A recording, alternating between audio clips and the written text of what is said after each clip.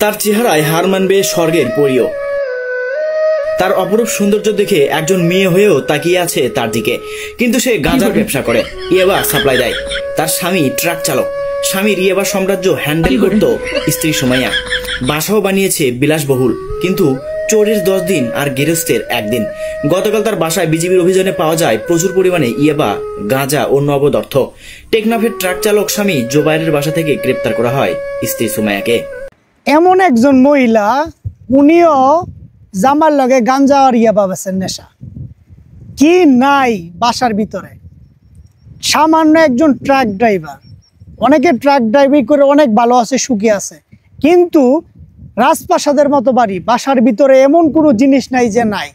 সুন্দরী একটা বউ আছে, সে বাবা এবং গাঁজার ব্যবসা করে, তার বউ তারে সহযোগিতা করে।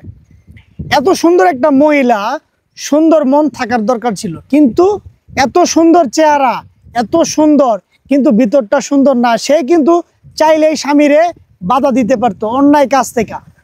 এরকম টাকার চাইতে, পাপের টাকার চাইতে কাজ করে খাওয়া বা ভিক্ষা করে খাওয়া অনেক উত্তম। কারণ ওনার যে সৌন্দর্য ছিল, ওনার যে দেখতে কত সুন্দর লাগে, কিন্তু ওনার ভিতরে ওনার চাইলে কিন্তু স্বামীরে এই খারাপ কাজ থেকে ভালো পথে আনতে পারতো। নারী চাইলে কি না পারে। আর এই নারী কি করলো? স্বামীরে এইসব কাজ উপলব্ধি করলো এবং সহযোগিতা করলো।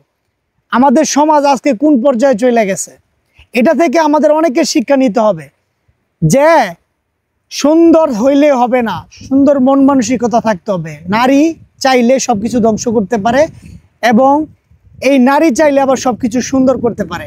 আজকে দুইজন একসাথে এখন জেলে বৈশা গাঞ্জা তো আর খাইতে পারবো না, ইয়াবাও খাইতে পারবো না, ওই জেলের যে রুটি আর ভাত ওগুলোই খাইতে হইব। সাবধান, সবাই সৎ পথে ইনকাম করবেন। সৎ পথে জীবন সুন্দর, সুখ আসে, সব কিছুই আসে, কিন্তু কষ্টটা বেশি।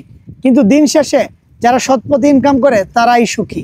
না হলে এইভাবে জেলে এবং সমাজের কাছে কালার হতে হবে।